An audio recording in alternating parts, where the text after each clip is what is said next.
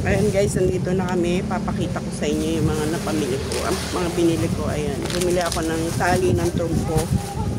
Naubos yung trumpong binili ko nung Sunday, 100 pieces. Naubos. 100 pieces lang. Ngayon, marami akong binili.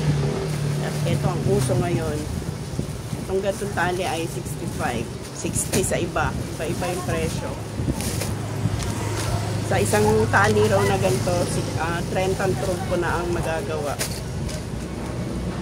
Ito, meron akong binilihan ng trumpo. 1,580, puro trumpo lang to.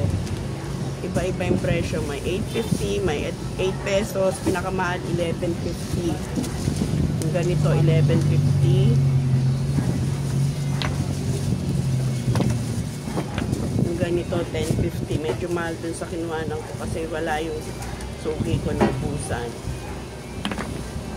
Yung ganito 8 pesos. Pero bibenta ko lahat yan ng 30 pesos isa. Sama na tali. Dapat 25 lang. Kaya lang mas mahal kasi ito sa pinilan ko. Ayan yung mga trumpo.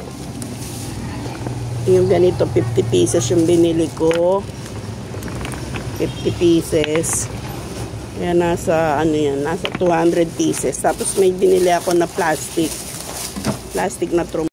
Ayan, bumili agad yung bata ng trumpo. Kaya lang 25 lang yung dala niya. Pinagbigyan ko na.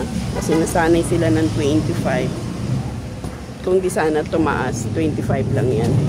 Ayan, bumili ako ng mga pellet gun. Yung ganito, 85 ang puhunan. Uzi ang tawag dyan. Ito yung tawag dito. 50 pesos lang puhunan yan. 120 benta ko niyan. Wala na kasing balikan niya kapag may sira. Ito kulay ko sa mo.